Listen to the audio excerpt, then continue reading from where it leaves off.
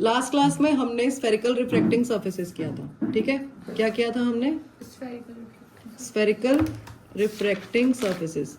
अब जो spherical refracting surfaces था उसमें कॉनकेव और कॉन्वेक्स था और उसमें 5 केसेस थे, है ना, 3 एक के और 2 एक के, ऐसे किया था हमने, ठीक है। अब जो स्फेरिकल, एक चीज और थी कि स्फेरिकल रिफ्रैक्टिंग सरफेस में 2 केसेस थे। एक तो आपका था रेयर टू डेंसर मीडियम का और एक आपका था डेंसर टू रेयर मीडियम का, ठीक है। तो जब हम रेयर टू डेंसर मीडियम में जाते हैं तब फॉर्मूला क्या लिखा था हमने?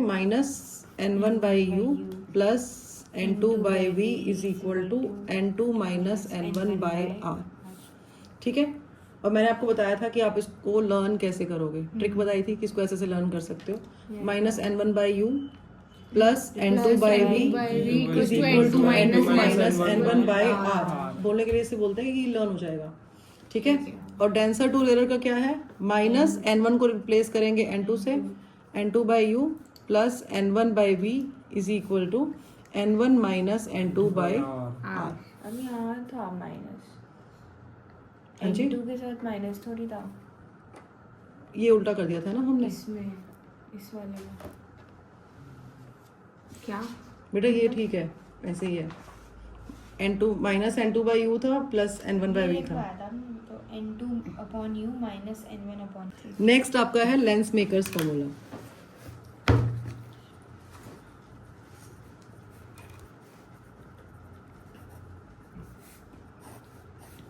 देखो, जो आपका स्फेरिकल रिफ्रैक्टिंग सरफेस है, स्फेरिकल रिफ्रैक्टिंग सरफेस हम ऐसे ड्रॉ करते हैं, ऐसे ड्रॉ करते हैं, है ना। इसका मतलब है कि ये वाला पार्ट पूरा आपका रेयर हो गया, ये डेंसर, ये रेयर है, ये डेंसर, है ना। इस तरीके से कॉन्वेक्स है, ये कॉनकेव है।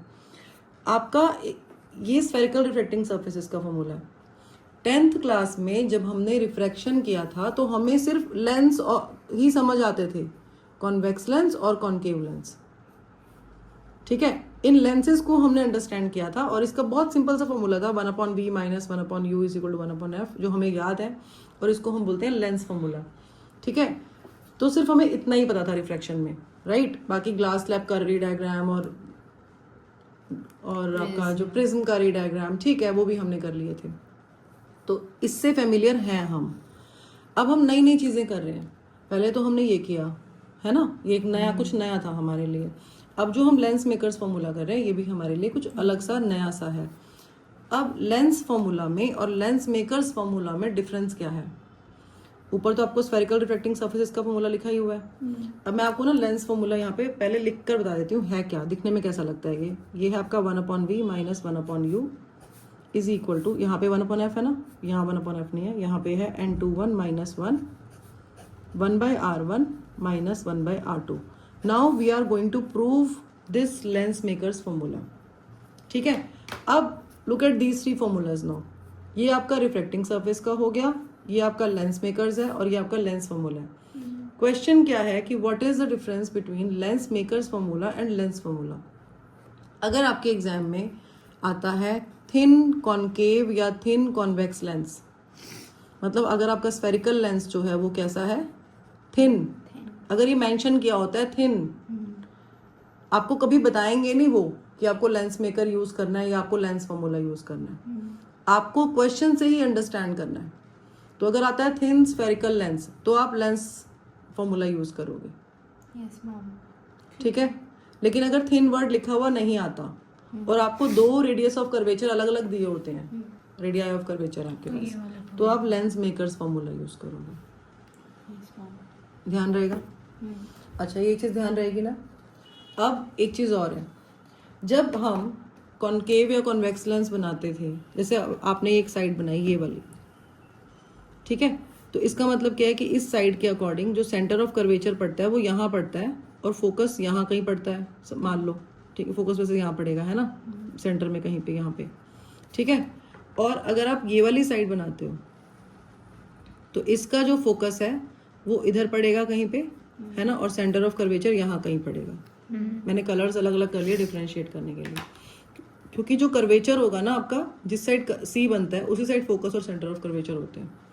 अगर हम, ये कॉन्वेक्स लेंस की बात हो गई, अगर हम कॉनकेव लेंस बनाते हैं तो कॉनकेव लेंस हमारा ऐसे बनता है,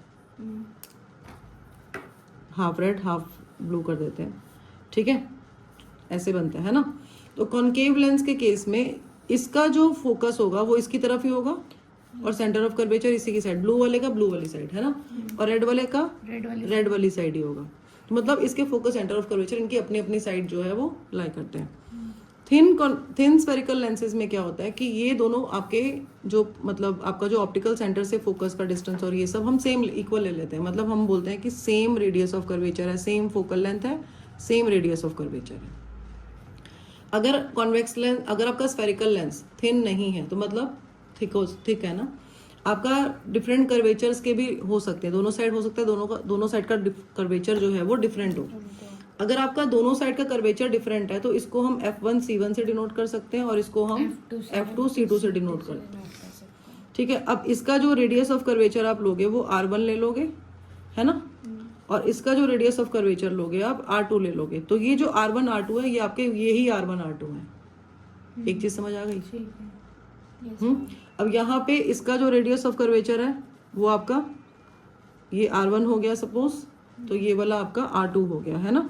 तो जो R1 R2 की बात कर रहे हैं वो किसकी बात कर रहे हैं, वो हम इन्हीं R1 R2 की बात कर रहे हैं, बिकॉज हम एज्यूम कर रहे हैं कि जो रेडियाई ऑफ कर्वेचर है वो क्या है, डिफरेंट है। एक चीज तो हमें ये समझ आ गई कि फॉर्मूला में R1 R2 कहाँ से आया, तो R1 R2 हमारा यहाँ से आया है। दूसरी चीज ये कि अगर हमारा लेंस थिन है तो थिन लेंस के केस में ना जो रे है वो बहुत जल्दी बेंड कर जाएगी, तो उसमें हम जो इंटरनल बेंडिंग है उसको हम नेग्लेक्ट कर देते हैं। एक्चुअल में तो बेंडिंग ऐसे होनी चाहिए, बेंड बेंड बेंड, है ना, क्योंकि air to glass to air, ठीक है। लेकिन थिन में वो इतना थिन है कि इसको हम नेग्लेक्ट कर देते हैं। और जब हम रे डायग्राम्स ड्रॉ करते थे तब हम बीच में ऑप्टिकल सेंटर से एक डॉटेड लाइन ड्रॉ करते थे और यहाँ तक हम लेके जाते थे रे को, इंसिडेंट रे को डॉटेड लाइन तक, और फिर हम बेंड करवा देते थे। क्योंकि हमारा जो कॉन्वेक्स लेंस है वो थिन है, तो we use to draw like this, but actual में दिस इज द सिचुएशन। अब क्योंकि ये थिक कॉन्वेक्स लेंस है तो यहाँ पे हम इस फैक्टर को नेग्लेक्ट नहीं कर सकते हैं। ठीक है, तो हम यहाँ पे एक बार ऑब्जेक्ट का, जैसे यहाँ पे 2 रिफ्रैक्शंस हो रहे हैं, जैसे अगर आपका ये लेंस लेते हैं तो यहाँ पे सपोज ये ऑब्जेक्ट है, यहाँ पे कहीं पे मान लो, ठीक है, यहाँ कहीं ऑब्जेक्ट है अगर, है ना, तो पहले तो एक बार रे ऐसे इंसिडेंट रे गई ना इंसिडेंट रे, तो यहाँ पे हम क्या करेंगे, यहाँ पे हम एक ये सेंटर ऑफ कर्वेचर से प्रिंसिपल आपका जो है वो ड्रॉ करेंगे नॉर्मल। तो अब क्योंकि रे जो है वो एयर टू ग्लास जा रही है, तो एयर टू ग्लास में ray will bend towards normal, no, तो रे टुवर्ड्स नॉर्मल बेंड हुई, तो आपका ये एंगल I बना और ये आपका ये एंगल R बना छोटा सा, है ना।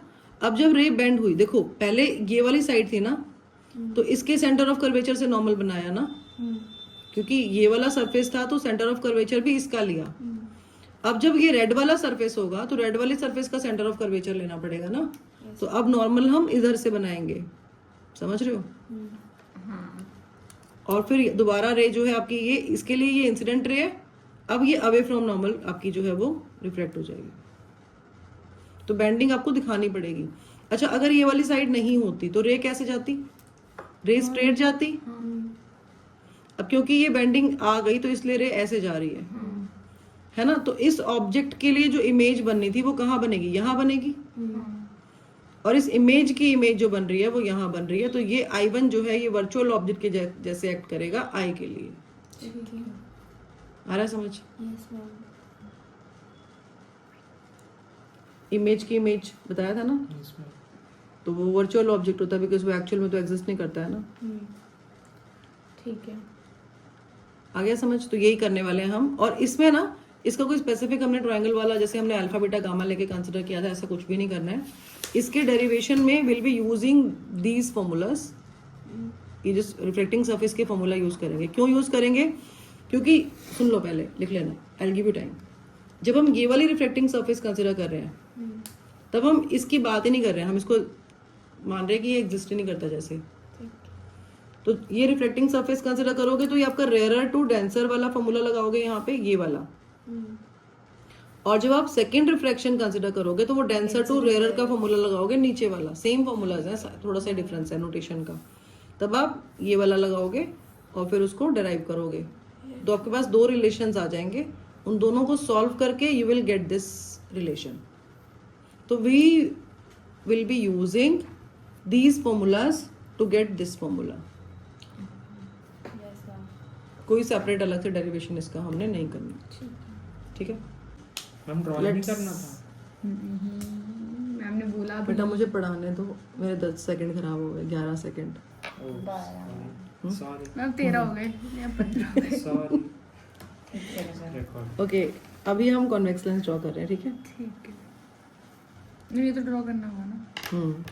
मैम ये कॉन्वेक्स है ना? बेटा ये कॉनकेव है, ये कॉन्वेक्स लेंस अभी ड्रॉ कर रहे हैं, और यहाँ पे ड्रॉ अ प्रिंसिपल एक्सिस।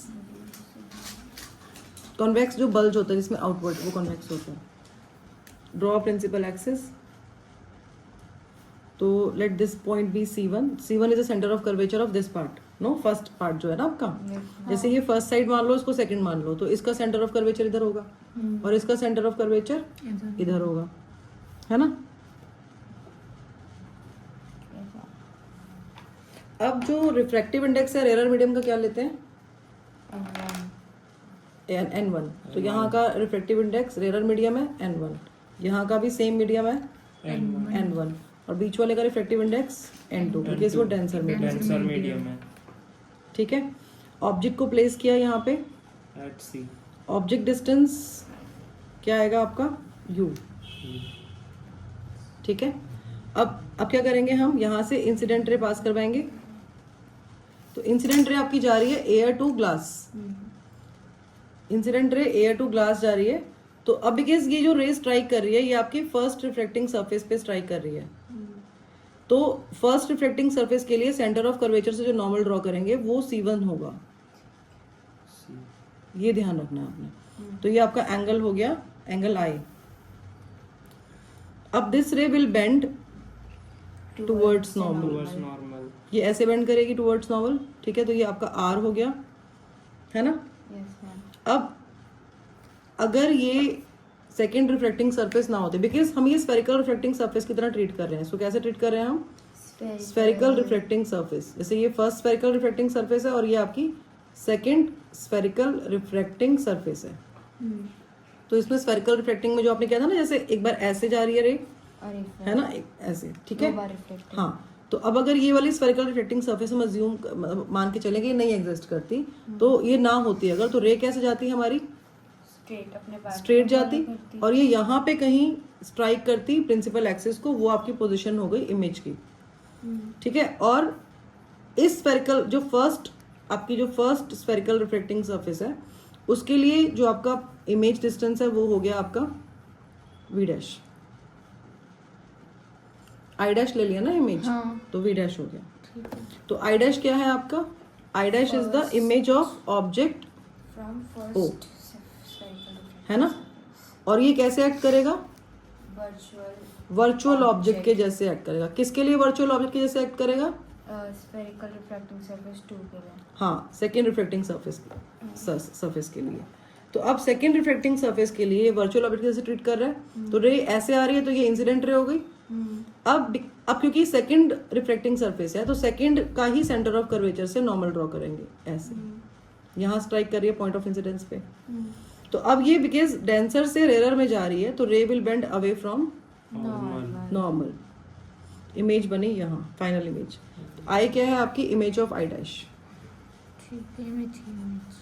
ठीक है, इमेज ऑफ I डैश। और इसका जो डिस्टेंस ले रहे हैं हम यहाँ से लेंस से, वो ले रहे हैं V। क्लियर है? Yes ma'am. अब फर्स्ट सरफेस के लिए, स्फेरिकल रिफ्लेक्टिंग सरफेस के लिए और सेकेंड रिफ्लेक्टिंग सरफेस के लिए हम रिफ्लेक्टिंग सरफेस वाला फॉर्मूला यूज करेंगे जो हमने लास्ट क्लास में किया था। जो फॉर्मूला था वो क्या था हमारा? -N1/U plus N2/V is equal to N2 - N1/R। ये था। We are going to use this. ये फर्स्ट रिफ्रैक्टिंग सरफेस के लिए ना, क्योंकि वो रेयर से नहीं। हाँ, ठीक है। तो अब फर्स्ट सरफेस के लिए क्या लिखोगे? जो फर्स्ट सरफेस है आपकी, वो आपकी रेयरर से डेंसर में जा रही है ना। तो फर्स्ट सरफेस आपकी रेयरर टू डेंसर मीडियम में जा रही है। तो अब यहाँ पे आपका क्या आएगा? N2/, क्योंकि देखो इसका रिफ्लेक्टिव इंडेक्स लोगे ना, N2/, और जो इमेज डिस्टेंस लोगे वो V नहीं है, वो V डैश है।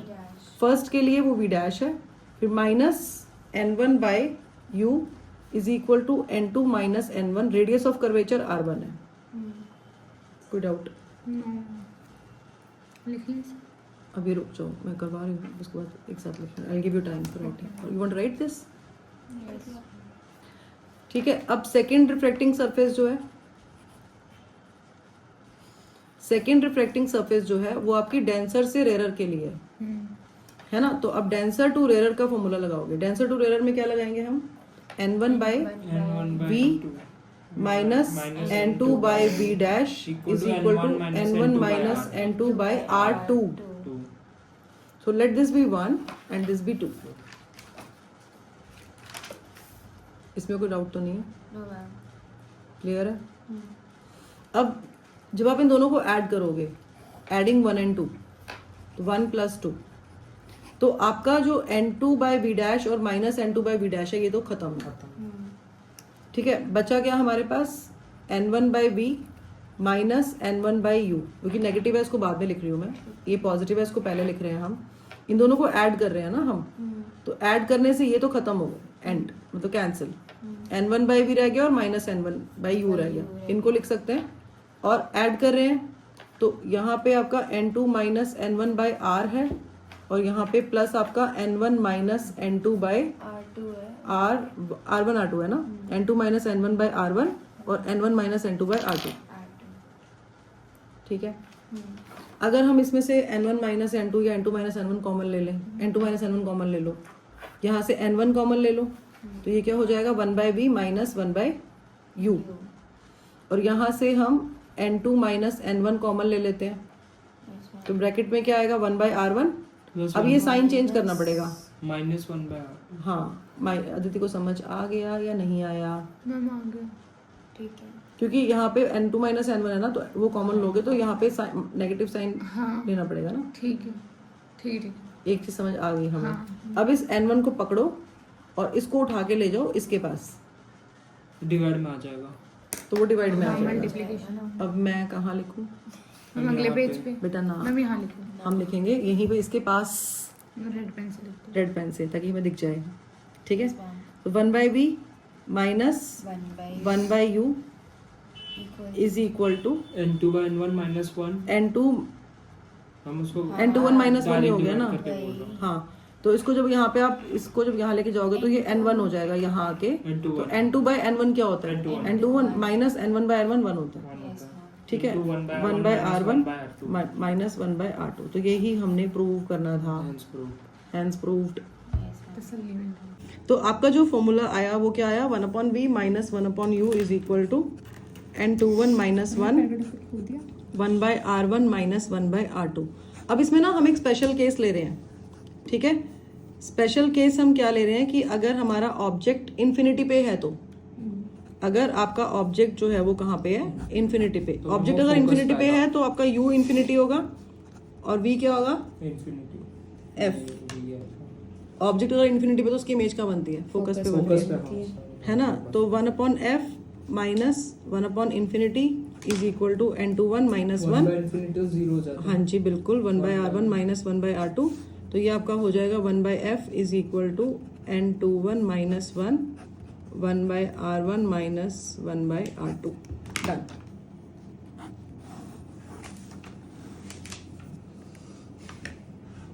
क्लियर?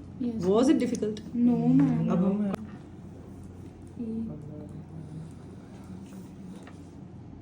मैम फोकल लेंथ निकालने का हुआ है ना।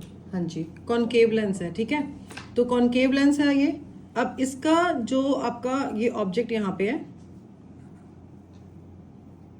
ऑब्जेक्ट यहाँ पे है। ठीक है। तो इसका रिफ्रैक्टिव इंडेक्स n1 इसका n2। रे ऑफ लाइट ऐसे गई, इंसिडेंट हुई। अब इंसिडेंट होगी क्या होगी रे? नॉर्मल बनाना पड़ेगा ना पहले सी से। हाँ फिर जाके वो रिफ्लेक्ट होगी ना। हाँ, तो अगर रिफ्रैक्ट होगी अगर, तो कैसे होगी पहले रिफ्रैक्ट? नॉर्मल बनाना पड़ेगा ना वो। ऐसे होगी रिफ्रैक्ट। नॉर्मल नहीं हाँ हाँ, नॉर्मल बनेगा।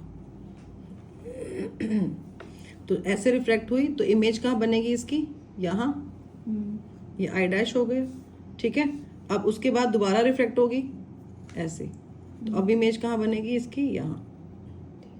आई इसमें जैसे तो कॉन्केव मिरर ये कॉन्वेक्स आपका- मिरर में जैसे केसेस था ना, उसमें भी सेम केसेस है। ये हम सेम फॉर्मूला अप्लाई करेंगे रिफ्लेक्टिंग सरफेस का और we are going to derive this formula, the same formula we are going to derive. पहले आपका हो रहा है रेयर टू डेंसर, है ना? तो रेयर टू डेंसर के लिए आप इक्वेशन लिखोगे। रेयर टू डेंसर में आपका n2 लोगे क्योंकि डेंसर में जा रहा है, तो n2 बाई वी डैश इसका रिफ्लेक्टिव इंडेक्स और इसका इमेज डिस्टेंस, है ना, minus n1 by U is equal to n2 minus n1 by R. ये फर्स्ट रिफ्लेक्टिंग सरफेस के लिए आ गया। ठीक है।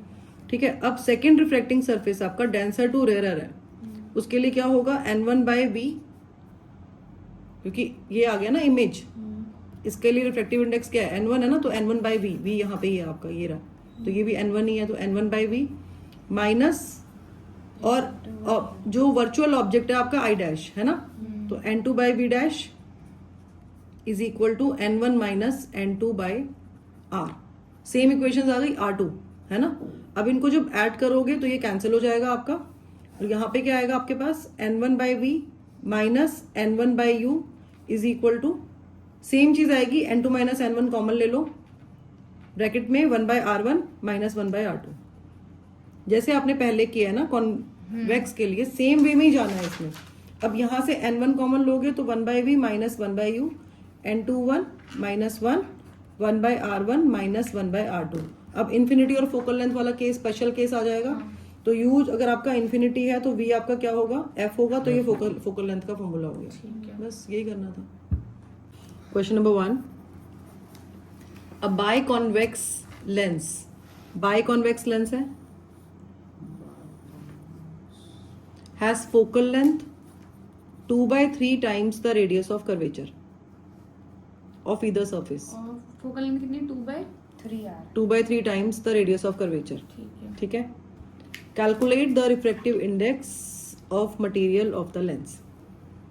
तो इसमें हम क्या करेंगे, इसमें आपका R1 जो है, अगर आप R ले रहे हो तो R2 आप माइनस R लोगे, क्यों? हाँ, क्यों? ये इधर है R, अगर तो ये इधर ठीक है ना। इसको ऐसे मेजर कर रहे हैं, इसको ऐसे मेजर कर रहे हैं, तो R1 अगर R है तो R2 क्या हो जाएगा, माइनस R, और फोकल लेंथ क्या है आपकी 2/3 R। ठीक है, now use the formula 1 by F is equal to n2 minus n1 n21 minus 1 by R1 minus 1 by R2। आपको किसका फोकल लेंथ निकालना है, सॉरी किसका रिफ्लेक्टिव इंडेक्स निकालना है, मटेरियल ऑफ द लेंस।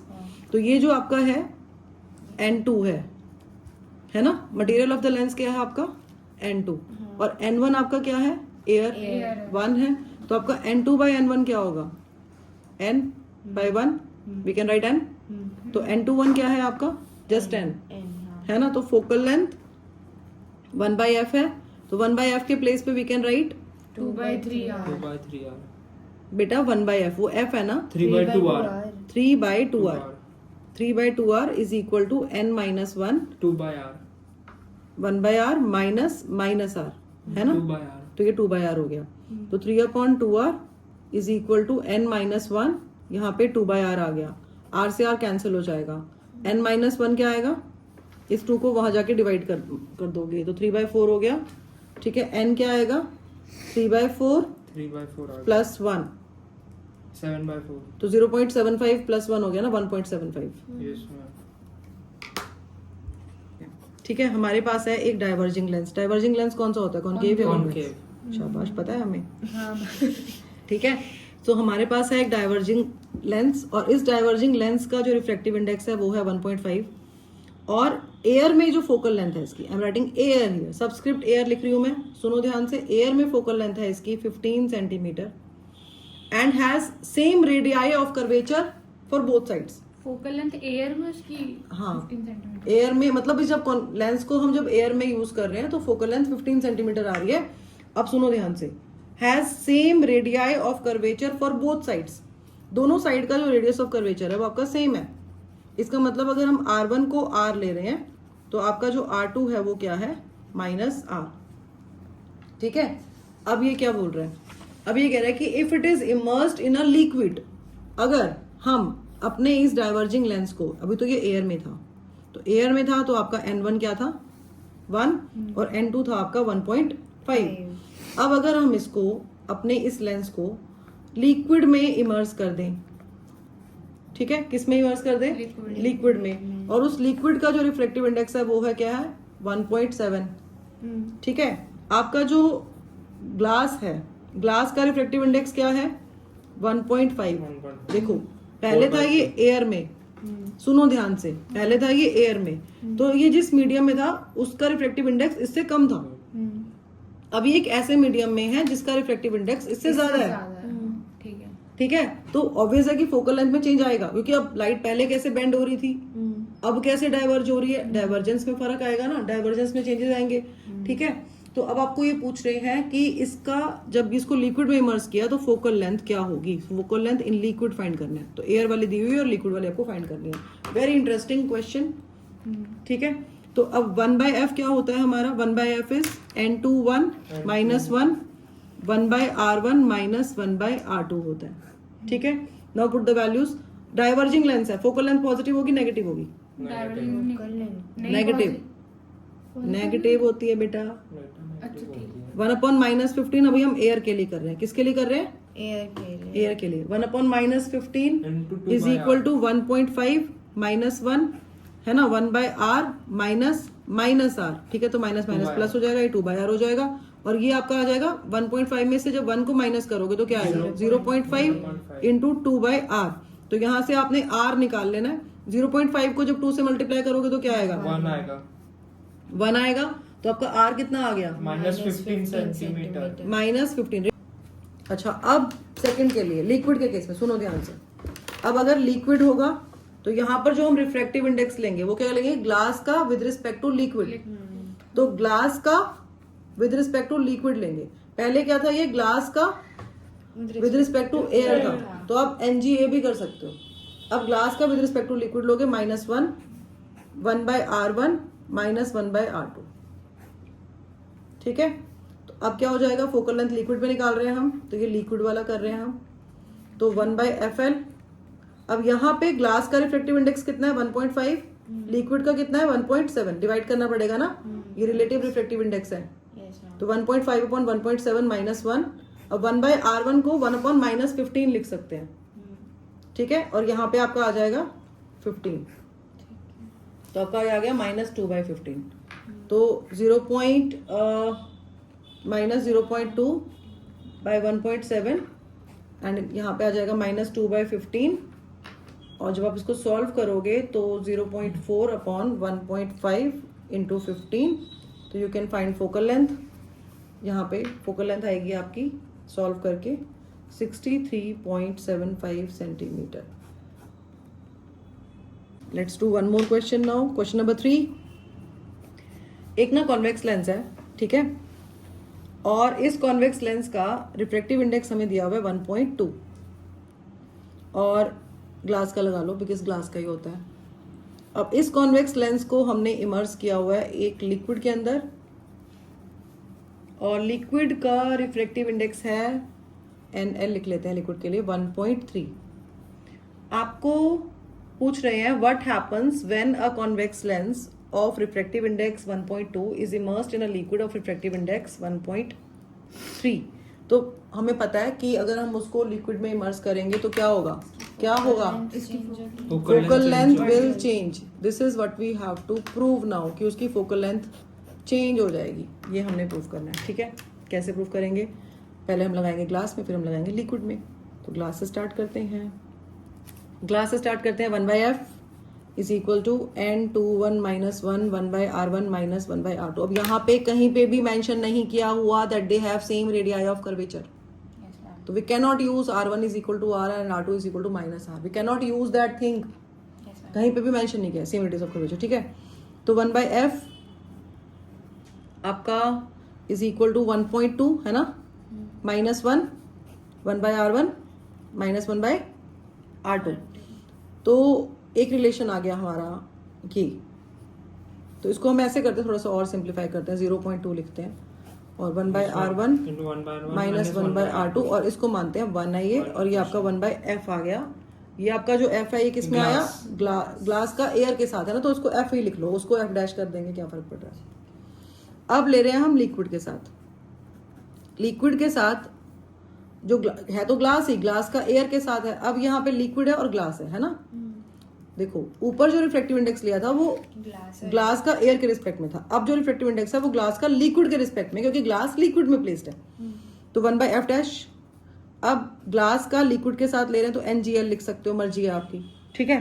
तो नहीं तो उसको आप N23 भी कर सकते हो, लिक्विड का 3 मान लो, यस मैम। वो भी आपकी चॉइस है, मतलब कि आप कैसे उसको नोटेशन यूज कर रहे हो, इट्स योर चॉइस। ऊपर NGA ले सकते हैं यहाँ पे ना, NGA क्लैरिटी हो जाएगी। NGL -1 फिर 1/R1 -1। ऊपर NGA लिख दो, जैसे ऊपर N21 लिख रहे हो तो NGA भी लिख सकते हो, क्योंकि उससे थोड़ी क्लैरिटी हो जाएगी कि हाँ ठीक है हम ग्लास का एयर के रिस्पेक्ट में कर रहे हैं, ग्लास का लिक्विड के रिस्पेक्ट में कर रहे हैं, instead of taking N21 no.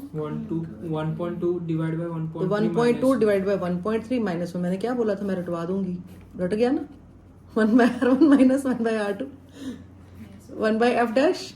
तो 1/f dash is equal to 1.2 minus 1.3 कितना होता है, माइनस 0.1 माइनस का 0 डिवाइडेड बाय 1.3 है ना, -1/13 1/R1 minus 1/R2।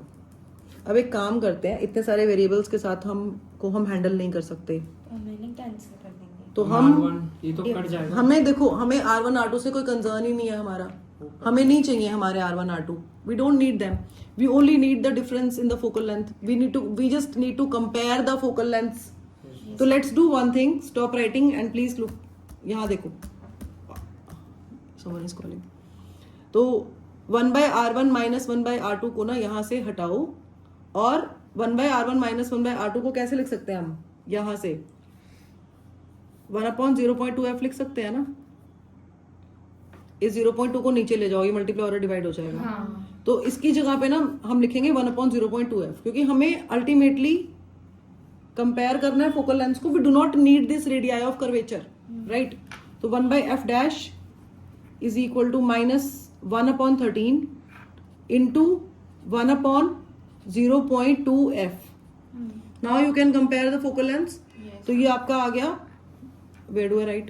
I'm writing somewhere इधर लिख दो ना बीच में। somewhere here, ठीक है, ये this is the place we got।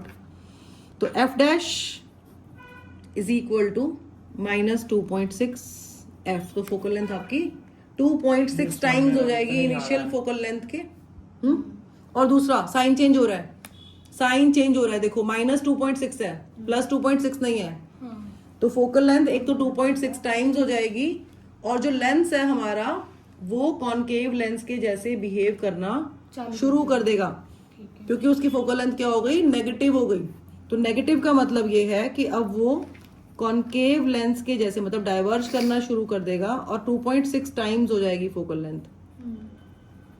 देखो ना, उसका रिफ्रैक्टिव इंडेक्स ग्रेटर वाले में चला गया, तो अपने आप ही फिर क्या करेगा, डाइवर्ज ही करेगा ना, यहाँ ये रेयर मीडियम बन जाएगा ना, ये मतलब ग्रेटर रिफ्रैक्टिव इंडेक्स में चला जाएगा तो डाइवर्ज करेगा, ठीक है। तो नेगेटिव का मतलब क्या है कि वो कॉनकेव के जैसे बिहेव करेगा, और 2.6 टाइम्स फोकल लेंथ हो जाएगी। नेचर चेंज हो गया उसका, लेंस का नेचर चेंज हो गया, दिखने में कॉन्वेक्स है, बिहेव किसके जैसे कर रहा है, कॉनकेव के जैसे बिहेव कर रहा है, ठीक है। तो इतना फर्क पड़ता है लिक्विड में इमर्स करने से। Question number 4, yes ma'am. Find the radius of curvature of the convex surface of a plano convex lens. अब ये प्लेनो कॉन्वेक्स लेंस क्या होता है, एक लेंस होता है, कुछ ऐसा सा, उसकी एक साइड प्लेन होती है, एक साइड प्लेन होती है, एक साइड कॉनकेव होती है, एक साइड कॉन्वेक्स। कॉन्वेक्स। तो उसका एक ही रेडियस होगा, प्लेनो कॉन्वेक्स लेंस। एक तो फिर इनफाइनाइट हो जाएगा ना, है ना, एक ही रेडियस होगा इसका, दूसरा इन्फिनाइट हो जाएगा, ठीक है। तो आपको रेडियस ऑफ कर्वेचर फाइंड करना है प्लेनो कॉन्वेक्स लेंस का, और whose focal length is 0.3 meter and refractive index of the material of the lens is 1.5। ये तो हम खुद कर लेंगे। आपको नहीं आया अदिति, मैम वही कर रही हूँ। देखो इसमें आपको नहीं आया, सॉरी मैंने गलती कर दी। देखो मैम, सही 1/f होगा, मेरा सही। करो 1/f n minus 1 1/r1 minus 1/r2 होता है, ठीक है। तो आपका जो r1 है वो इन्फिनिटी है बेटा, r1 इन्फिनिटी है, और r2 जो है ना आपका वो माइनस r ले लो आप, ठीक है। r1 is infinity and r2 is minus r। तो 1/f is 1/0.3, 1.5 minus 1 1/infinity minus minus R, यहाँ तो ये आपका प्लस हो जाएगा। सेंटीमीटर मीटर आ रहा है मैम रुक जाओ बस, अब तो हो जाएगा। मैम। हाँ, करो, करो, 0.15 करो। मीटर आ रहा है। कितना? 0.15 metre. 0.15 is the correct answer. Very good. Upon R, so this implies R is 0.15 meter is the correct answer.